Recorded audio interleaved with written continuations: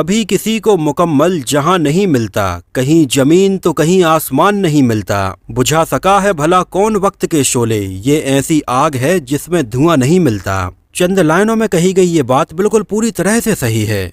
किसी के पास पैसा है तो खुशी नहीं है, किसी के पास खुशी है तो पैसा नहीं है, डिग्री है तो नौकरी नहीं है, नौकरी है तो सुकून नहीं है, व्यापार है तो फिर तो और भी सुकून नहीं है। ये सारी चीजें जिंदगी भर चलती रहती हैं और इंसान बस यही सोच सोच कर अपनी जिंदगी निकाल देता है कि यार उसकी लाइफ तो बढ़िया चल रही है, जबकि रियलिटी कुछ और ही होती है। जिसको हम बढ़िया लाइफ बोल रहे होते हैं उसकी जिंदगी में भी तमाम प्रॉब्लम्स होती हैं। तो आज के अपने इस वीडियो में हम बात करने वाले हैं एक ऐसे ही एक्टर उदय चोपड़ा के बारे में। हाँ मालूम है, अभी तुम बोलेगा मेरा जान बचाया, लेकिन तुम्हारा फटफटी 2 सेकंड बाद रुकता तो मेरा तो मुंडी टमाटर बन जाता ना। जिनकी हाई प्रोफाइल लाइफ को देखकर कई लोगों को ऐसा लगता होगा कि इनकी जिंदगी तो बढ़िया चल रही होगी, इनके पास भला किस चीज की कमी होगी। जो जाने माने डायरेक्टर यश चोपड़ा के बेटे हैं और आदित्य चोपड़ा के छोटे भाई हैं। यशराज फिल्म्स तो इनके घर का प्रोडक्शन हाउस है जिसने न जाने कितने न्यू कमर्स को सुपरस्टार बनाया है। लेकिन इतना कुछ होने के बावजूद भी उदय चोपड़ा कभी स्टार नहीं बन पाए। यहाँ तक कि उदय चोपड़ा की जिंदगी में एक समय तो ऐसा भी आया जब उन्होंने अपने आप को खत्म करने का तक डिसाइड कर लिया था। तो आखिर ऐसे कौन से रीजंस रहे कि पिता और भाई के इतने सफल होने के बावजूद भी उदय चोपड़ा की ऐसी जिंदगी रही। साल 2000 में आई फिल्म मोहब्बतें से उन्होंने अपना डेब्यू किया, जिसमें वो हमें बहुत ही फिट और बिल्कुल चॉकलेटी हीरो के तौर पर नजर आए थे। और वैसे अगर देखा जाए तो मोहब्बतें में उदय चोपड़ा का काम जिमी शेरगिल और जुगल हंसराज से भी अच्छा लगा था।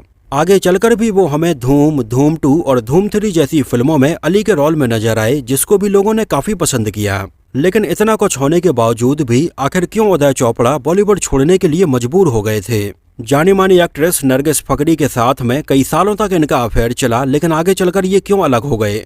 तो उदय चोपड़ा की पर्सनल लाइफ के बारे में, उनके फिल्मी करियर के बारे में, उनकी जिंदगी से जुड़ी ऐसी कुछ बातों के बारे में हम बात करेंगे जो शायद आप नहीं जानते होंगे। आदित्य चोपड़ा जो इनके बड़े भाई हैं, जिन्होंने दिलवाले दुल्हनिया ले जाएंगे, मोहब्बतें और रब ने बना दी जोड़ी जैसी बेहतरीन फिल्में बनाई हैं। उदय चोपड़ा उम्र में उनसे लगभग 1.5 साल बस छोटे हैं। इन दोनों का बचपन बिल्कुल एक साथ ही बीता है, जहां पर इनका स्कूल भी सेम था और कई फ्रेंड्स भी कॉमन थे। लेकिन आदित्य चोपड़ा ने एक अलग ही ट्रैक पकड़ा और सफल रहे, लेकिन उदय चोपड़ा उसको फॉलो नहीं कर पाए। 5 जनवरी 1973 को यश चोपड़ा और पामेला चोपड़ा के घर उनके दूसरे बेटे उदय चोपड़ा का जन्म हुआ था। उस समय यश चोपड़ा राजेश खन्ना के साथ में अपनी फिल्म दाग अ पोएम ऑफ लव की शूटिंग कर रहे थे। उनके घर में बहुत ही खुशी का माहौल था। आदित्य चोपड़ा और उदय चोपड़ा ये दोनों साथ साथ बड़े हो रहे थे। बॉम्बे स्कॉटिश स्कूल से इन दोनों ने अपनी स्कूलिंग की पढ़ाई कंप्लीट की, जिस स्कूल में ऋतिक रोशन, आमिर खान, अभिषेक बच्चन, तुषार कपूर, जॉन अब्राहम और रणबीर कपूर जैसे तमाम एक्टर्स भी पढ़ चुके हैं। आगे चलकर इन दोनों भाइयों ने मुंबई के ही Sydenham college of commerce and economics से अपना ग्रेजुएशन कंप्लीट किया। और चूंकि फिल्मी परिवार से ही ये दोनों बिलोंग करते थे, इस वजह से ऐसे लोगों के बीच में उठना बैठना और घर पर भी बिल्कुल ऐसी ही चर्चाएं होती रहती थीं। यहाँ तक इन दोनों की जिंदगी बिल्कुल एक जैसी ही चल रही थी। उस समय इनके पिता यश चोपड़ा एक के बाद एक बहुत सारी सफल फिल्में बना रहे थे और कहीं ना कहीं बचपन से ही इन दोनों के दिमाग में ये बात आ गई थी कि आगे चलकर इन्हें भी फिल्म लाइन में ही आना है। और लगभग 16-17 साल की उम्र में ही ये दोनों अपने पिता की फिल्मों चांदनी, लम्हे, परंपरा और डर में असिस्टेंट डायरेक्टर के तौर पर काम करने लगे थे। और यहीं से इन दोनों में अब थोड़ी थोड़ी चेंज होना शुरू हो गया। जहां आदित्य चोपड़ा बहुत ज्यादा शाई थे, लोगों से मिलना जुलना और कैमरे के सामने आना तो उन्हें बिल्कुल भी पसंद नहीं था। लेकिन वहीं उदय चोपड़ा इसके बिल्कुल अपोजिट थे। लोगों के साथ में मस्ती मजाक करना और कैमरे के सामने आना उन्हें बहुत ज्यादा अच्छा लगता था। और अपने पिता को इन फिल्मों में असिस्ट करने के बाद आदित्य चोपड़ा फिल्म की राइटिंग, इसका डायरेक्शन कैसे करना है और फिल्म मेकिंग की और भी ऐसी कई बारीकियां समझने लगे और उन्होंने डिसाइड किया कि आगे चलकर वो भी एक फिल्म डायरेक्ट करेंगे। आदित्य चोपड़ा शुरुआत से ही अपनी फिल्मों को लेकर बहुत ज्यादा फोकस और बिल्कुल सीरियस थे। लेकिन उस समय उदय चोपड़ा ने अपनी लाइफ के बारे में आगे क्या होगा इस बारे में ज्यादा कुछ नहीं सोचा था। हालांकि उस समय वो अपने पिता की फिल्मों में उन्हें असिस्ट जरूर कर रहे थे, लेकिन काम का बहुत ज्यादा प्रेशर वो कभी अपने ऊपर नहीं लेते थे। फिल्म के सेट पर मस्ती मजाक करने के साथ ही साथ वो बहुत ज्यादा चिल और रिलैक्स रहते थे। उस समय जब आदित्य चोपड़ा 1995 में शाहरुख खान और काजोल के साथ में फिल्म दिलवाले दुल्हनिया ले जाएंगे बना रहे थे, तब उन्होंने इसमें असिस्टेंट डायरेक्टर के तौर पर उदय चोपड़ा और करण जौहर को रखा था। और चूंकि दिलवाले दुल्हनिया ले जाएंगे उस समय के हिसाब से थोड़ी फैशनेबल फिल्म थी और उदय चोपड़ा और करण जौहर इन दोनों का ही फैशन सेंस काफी अच्छा था। यहाँ तक कि DDLJ में शाहरुख खान जो हमें एक ब्लैक कलर की आइकॉनिक जैकेट पहने हुए नजर आते हैं, ये जैकेट उस समय उदय चोपड़ा ही कैलिफोर्निया के एक स्टोर से लगभग $400 में खरीद कर लाए थे। जो जैकेट वाकई में बहुत अच्छी थी, कई सालों तक इसका ट्रेंड बना रहा और इसको DDLJ जैकेट के नाम से ही जाना जाने लगा था। अगर आपने फिल्म दिलवाले दुल्हनिया ले जाएंगे को ध्यान से देखा हो तो इसमें करण जौहर और उदय चोपड़ा ये दोनों ही बहुत ही छोटे छोटे रोल्स में नजर आए थे। फिल्म का एक सीन था जहां पर काजोल जा रही होती हैं और उनके बगल से उदय चोपड़ा एक साइकिल से निकलते हैं। हालांकि चंद सेकंड का ही उनका ये सीन था और कई लोगों ने तो उन्हें नोटिस तक नहीं किया होगा। और बस यहीं से उदय चोपड़ा के दिमाग में कहीं ना कहीं ये बात चलने लगी थी कि उन्हें फिल्म डायरेक्ट नहीं करनी है, उन्हें एक एक्टर बनना है। ऋतिक रोशन बचपन से ही उदय चोपड़ा के बहुत अच्छे दोस्त थे, जो भी उस समय अपने पिता राकेश रोशन को उनकी कुछ फिल्मों में असिस्ट कर रहे थे, जैसे किंग अंकल और करण अर्जुन। आगे चलकर ऋतिक रोशन और उदय चोपड़ा ने लगभग एक साथ ही जम जाकर अपनी बॉडी भी बनाई थी। उदय चोपड़ा ने दिल तो पागल है में भी अपने पिता यश चोपड़ा को असिस्ट किया था। इसके बाद उदय चोपड़ा ने अपने पिता और भाई को भी ये बात बताई कि उन्हें एक एक्टर बनना है। हालांकि उदय चोपड़ा का अगर लुक देखा जाए तो वो काफी एवरेज ही था, लेकिन उन्होंने अपनी बेहतरीन बॉडी बनाई थी और वो काफी स्मार्ट भी लगते थे। उस समय उनके दोस्त ऋतिक रोशन को तो उनके पिता राकेश रोशन कहो ना प्यार है से लॉन्च कर ही रहे थे। उस समय आदित्य चोपड़ा भी अपनी फिल्म मोहब्बतें बना रहे थे, जिसमें उन्हें अमिताभ बच्चन और शाहरुख खान के अलावा 3 यंग एक्टर्स की भी जरूरत थी। और उन्होंने सोचा कि पहले मोहब्बतें के इस छोटे रोल में उदय चोपड़ा की एक्टिंग देखते हैं कि वो एक्टिंग करने लायक हैं भी या नहीं। एक्चुअली उस समय उदय चोपड़ा ने कैलिफोर्निया स्कूल ऑफ सिनेमा से एक्टिंग का कोर्स भी कर लिया था। और साल 2000 में आई फिल्म मोहब्बतें में उदय चोपड़ा हमें समिता शेट्टी के अपोजिट नजर आए। फिल्म मोहब्बतें उस समय सुपर डुपर हिट रही और इसने अमिताभ बच्चन के उस समय डूबते हुए करियर को भी बचाया। और मोहब्बतें ही ऐसी फिल्म रही जिसने अमिताभ बच्चन के करियर को बिल्कुल एक नई दिशा दिखाई। इसमें उदय चोपड़ा के लुक्स की और उनकी बॉडी की तो काफी तारीफ हुई, लेकिन एक्टिंग में उनके लिए करने के लिए बहुत कुछ खास नहीं था। यहाँ तक कि फिल्म का ये किरदार मस्त मौला टाइप कुछ वैसा ही था जैसा कि उदय चोपड़ा अपनी रियल लाइफ में भी थे। और उस समय इसमें अमिताभ बच्चन और शाहरुख खान के अलावा इतने सारे न्यू कमर्स थे कि ज्यादातर लोगों ने इनके ऊपर उतना ध्यान ही नहीं दिया। और उस समय मोहब्बतें से इतने बड़े डायरेक्टर के बेटे और इतने बड़े डायरेक्टर के भाई का डेब्यू हो गया, लेकिन उदय चोपड़ा को ज्यादा फोकस मिल ही नहीं पाया, जो इस भीड़ भाड़ में कहीं गुम से ही हो गए और इसने उनके करियर के ऊपर स्टार्टिंग में ही काफी नेगेटिव इम्पैक्ट डाला। उस समय उदय चोपड़ा को फिल्म मोहब्बतें के अलावा अगर किसी फिल्म में सोलो एक्टर के तौर पर लॉन्च किया जाता तो बात कुछ और ही होती। खैर, उदय चोपड़ा की शुरुआत ही अच्छी नहीं रही। अपनी पहली ही फिल्म में उन्होंने सपोर्टिंग रोल निभाया। आगे चलकर भी उदय चोपड़ा की 2 फिल्में यशराज प्रोडक्शंस के बैनर तले ही आईं, लेकिन इनमें भी वो हमें सपोर्टिंग रोल में ही नजर आए। ये दोनों ही फिल्में थी मेरे यार की शादी है, जिसमें वो हमें जिमी शेरगिल के साथ में नजर आए थे, और दूसरी फिल्म थी मुझसे दोस्ती करोगे, जिसमें ऋतिक रोशन, रानी मुखर्जी और करीना कपूर नजर आए थे। और इसमें तो उदय चोपड़ा का इतना छोटा सा रोल रखा गया था, वो हमें फिल्म के केवल आखिरी में बस नजर आए थे। और देखने वाली बात यह है कि इस समय तक ऋतिक रोशन, जो उनके बहुत अच्छे दोस्त थे, वो सुपरस्टार बन चुके थे। और उन्हीं की फिल्म मुझसे दोस्ती करोगे में उदय चोपड़ा हमें इतने छोटे से रोल में नजर आए। हालांकि उस समय बहुत सारे लोगों का ये कहना था कि उदय चोपड़ा के इस करियर के मामले में उनके पिता यश चोपड़ा और उनके भाई आदित्य चोपड़ा की गलती है, जिन्हें शुरुआत में ही उदय चोपड़ा को ऐसे सपोर्टिंग रोल नहीं देने चाहिए थे, उन्हें कम से कम लीड एक्टर के तौर पर लॉन्च करना चाहिए था। आगे चलकर उदय चोपड़ा अपने प्रोडक्शन हाउस की फिल्मों के अलावा और दूसरे प्रोडक्शन हाउस की फिल्मों में भी नजर आए। ये फिल्में थीं सुपारी और चरस। हालांकि ये फिल्में कब आईं और चली गईं इसको ज्यादा लोगों ने नोटिस ही नहीं किया। इसी बीच में वो एक बार फिर से कल हो ना हो में कैमियो रोल में नजर आए। और इस समय तक तो उदय चोपड़ा की इमेज एक सपोर्टिंग एक्टर के तौर पर ही बन चुकी थी। बॉडी उदय चोपड़ा ने काफी अच्छी बनाई ही थी, लेकिन उन्हें वैसा एक्सपोजर कभी मिल ही नहीं पाया। 2004 में आदित्य चोपड़ा ने फिल्म धूम की प्लानिंग की, जिसमें जॉन अब्राहम और अभिषेक बच्चन के साथ में उदय चोपड़ा को भी लिया गया। इसमें अभिषेक बच्चन के साथ में अली के रोल में उदय चोपड़ा नजर आए और इसमें उनकी हल्की फुल्की कॉमेडी को लोगों ने काफी पसंद किया। और इस समय तक उदय चोपड़ा को कहीं ना कहीं ये बात समझ में आ चुकी थी कि लोग उन्हें लीड एक्टर के तौर पर नहीं देखेंगे। उन्हें ज्यादातर लोग फिल्मों में छोटे छोटे सपोर्टिंग रोल्स में ऐसे मस्ती मजाक करते हुए ही देखेंगे। हालांकि उस समय उदय चोपड़ा के पास में ऐसे कई रोल और भी आ रहे थे, लेकिन वो उस समय ऐसा काम करना नहीं चाहते थे।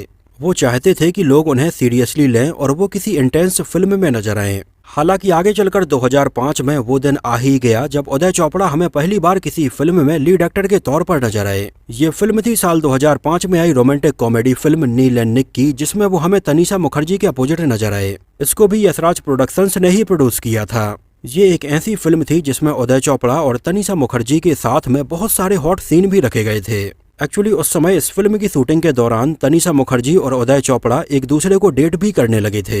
हालांकि आगे चलकर इन दोनों के बीच में ब्रेकअप हो गया था और जब तनिषा मुखर्जी से फिल्म नील एंड निक्की में रखे गए उनके हॉट सीन्स के बारे में पूछा गया तो तनिषा मुखर्जी ने बताया कि जिस समय ये फिल्म बन रही थी वो उस समय उदय चोपड़ा के काफी क्लोज आ गई थीं, जिसकी वजह से उदय चोपड़ा के साथ में ऑन स्क्रीन भी उन्हें ये सीन्स देने में बहुत ज्यादा प्रॉब्लम्स नहीं हुई। तनिषा मुखर्जी काजोल की छोटी बहन है और नील एंड निक्की में उन्होंने बहुत ज्यादा एक्सपोजर किया है और फाइनली जब ये फिल्म रिलीज हुई तो इसको नेगेटिव रिव्यू मिले और लोगों ने इसको बहुत ज्यादा क्रिटिसाइज किया और बतौर लीड एक्टर उदय चोपड़ा की ये पहली फिल्म इतनी बुरी तरह से फ्लॉप हो गई और इसके बाद तो उदय चोपड़ा बुरी तरह से टूट गए थे। हालांकि आगे चलकर 2006 में वो एक बार फिर से धूम 2 में अली के रोल में ही नजर आए, जो फिल्म ब्लॉकबस्टर रही और इसमें उनके रोल को भी लोगों ने काफी पसंद किया, लेकिन इसने उन्हें आगे और नई फिल्मों के ऑफर नहीं दिलवाए। 2006 में आई फिल्म धूम 2 के बाद में उदय चोपड़ा ने यह डिसाइड किया कि अब वो अपने लिए एक कहानी खुद ही लिखेंगे और उन्होंने लगभग 4 साल लंबा ब्रेक लिया और एक कहानी लिखी फिल्म प्यार इम्पॉसिबल की।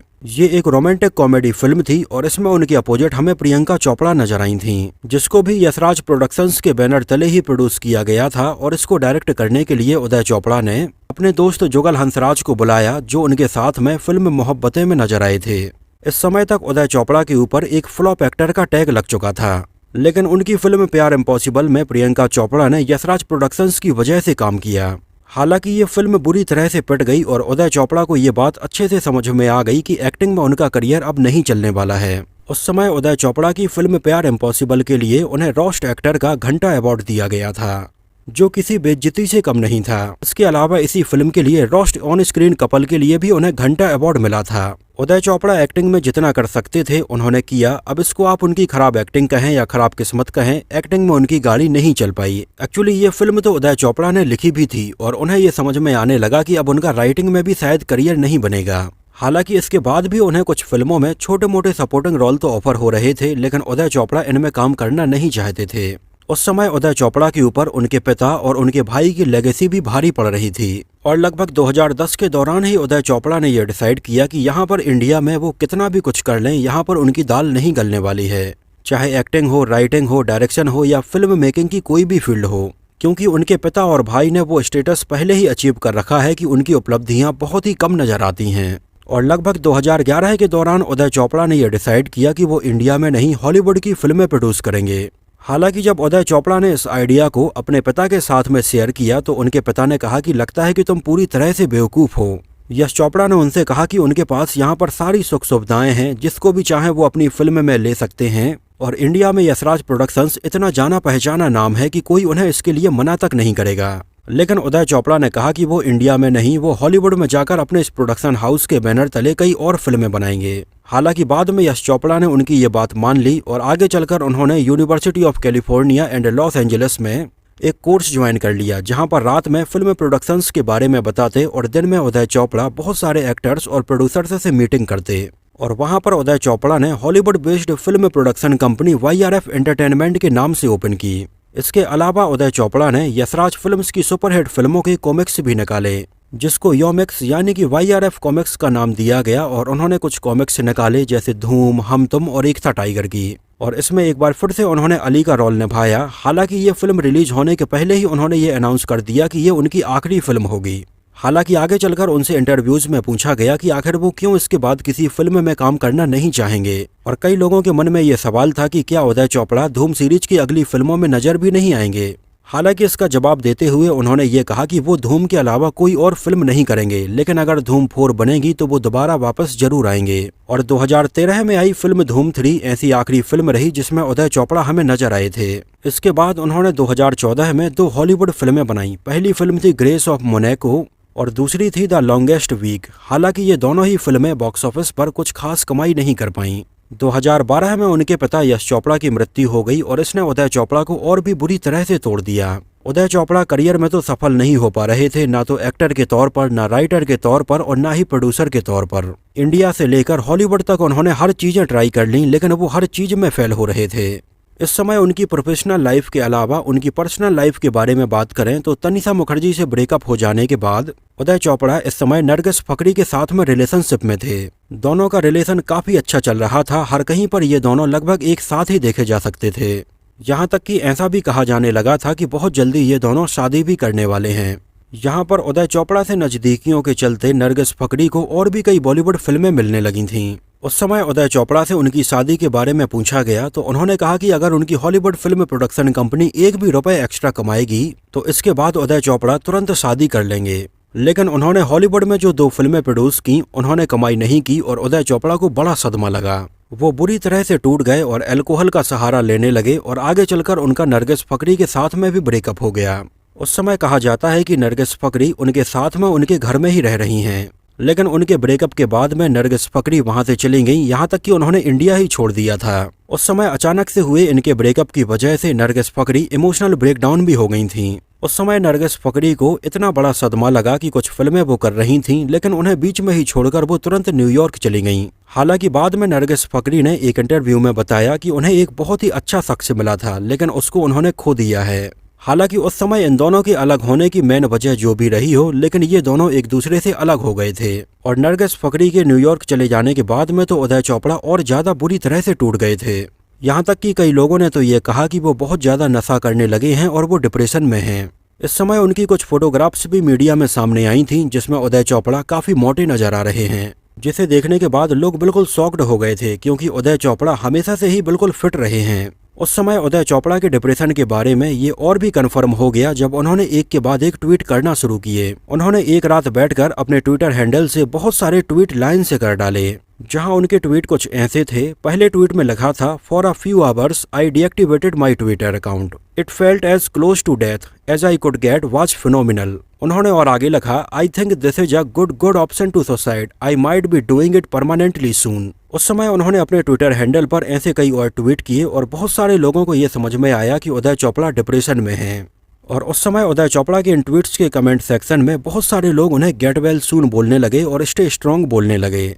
हालांकि उस समय जब उनके ये ट्वीट्स और ज्यादा वायरल हुए और लोगों को उनके बारे में पता चला कि उदय चोपड़ा डिप्रेशन में हैं, उदय चोपड़ा ने उसी समय एक और ट्वीट किया जिसमें लिखा हुआ था, confession, I am not okay, I am trying but so far I am Fehling. शायद उदय चोपड़ा वाकई में उस समय डिप्रेशन में थे। अपनी पर्सनल लाइफ में और प्रोफेशनल लाइफ में वो हर कहीं से हार का सामना कर रहे थे। हालांकि बाद में ये बात जब आदित्य चोपड़ा को पता चली और कई लोगों को और पता चली तो उन्होंने उदय चोपड़ा के ये सारे ट्वीट्स डिलीट करवाए और बाद में उन्हीं के ट्विटर हैंडल से एक और ट्वीट हुआ कि वो बिल्कुल पूरी तरह से ठीक हैं, वो डिप्रेशन में नहीं हैं। खैर जो भी हो, उदय चोपड़ा के ये ट्वीट उस समय नॉर्मल तो बिल्कुल भी नहीं थे। इतना ही नहीं, उन्होंने उस समय नरगिस फकरी से अपने प्यार के बारे में और अपने ब्रेकअप के बारे में भी जिक्र किया। हालांकि उस समय उन्होंने नरगिस फकरी का नाम डायरेक्टली नहीं लिया, लेकिन लोग इसको समझ चुके थे। इन ट्वीट्स के अलावा उदय चोपड़ा का एक और ट्वीट वायरल हुआ था, जब एक बार उन्होंने लिखा कि इंडिया में भांग को या गांजे को लीगलाइज कर देना चाहिए। उन्होंने लिखा कि ऐसा करने से भारत सरकार की इकोनॉमी भी बढ़ेगी। हालांकि उनके इस तरह के ट्वीट के कमेंट सेक्शन में उन्हें लोगों ने बहुत ज्यादा ट्रोल किया, जहां कई लोगों ने कहा कि उदय भाई खुद गांजे के नशे में हैं, इसलिए इसको लीगलाइज करने की बात कर रहे हैं। उस समय उदय भाई जैसा फील कर रहे हैं वो पूरे इंडिया को भी बिल्कुल वैसा ही फील करवाना चाहते हैं। हालांकि उस समय उनके इस ट्वीट के कमेंट सेक्शन में मुंबई पुलिस का भी ट्वीट आया कि सर आप ऐसे ट्वीट ना करें, नहीं तो आपको हमें गिरफ्तार करना पड़ेगा। हालांकि बाद में इस मामले की गंभीरता को देखते हुए और इसकी कंट्रोवर्सीज को देखते हुए उन्होंने ये ट्वीट डिलीट कर दिया था।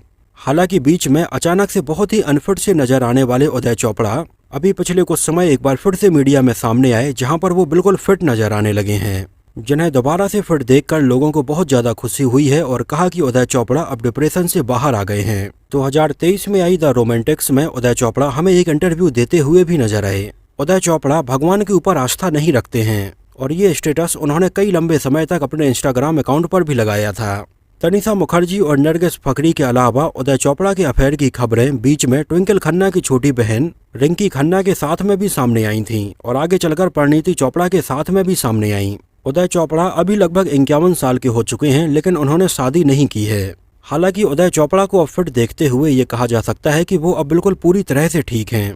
कुछ समय पहले वो नरगिस फकरी के साथ में भी एक फंक्शन में नजर आए और ऐसा कहा जाने लगा कि शायद इन दोनों के बीच में पैचअप हो गया है, लेकिन जो भी हो इस बारे में अभी पुष्टि नहीं हो पाई है। लेकिन उदय चोपड़ा अब यहाँ पर इंडिया में ही हिंदी फिल्मों में कुछ ट्राई करेंगे, शायद एक्टर के तौर पर नहीं, राइटर के तौर पर नहीं, लेकिन प्रोड्यूसर के तौर पर। और जो भी हो, हम चाहते हैं कि वो अपनी लाइफ में कामयाब रहें और खुश रहें। तो दोस्तों, ये तो बात हुई उदय चोपड़ा की लाइफ के बारे में, उनकी जिंदगी में आए हुए उतार और चढ़ाव के बारे में। आपका उदय चोपड़ा के बारे में क्या कहना है, उनका फिल्मी करियर आखिर क्यों सफल नहीं हो पाया, इस बारे में आपकी क्या राय है, हमें कमेंट सेक्शन में जरूर बताना। और उदय चोपड़ा की सबसे अच्छी फिल्म आपको कौन सी लगी है, हमें उसका नाम जरूर बताना। तो इस वीडियो में इतना ही। अगर ये वीडियो आपको पसंद आया हो, मेरी मेहनत आपको पसंद आई हो, तो उसको प्लीज लाइक करके मुझे इस बात का जवाब जरूर दीजिए। तो मिलते हैं किसी नए वीडियो में कुछ और ऐसी ही इंटरेस्टिंग और रोचक बातों के साथ।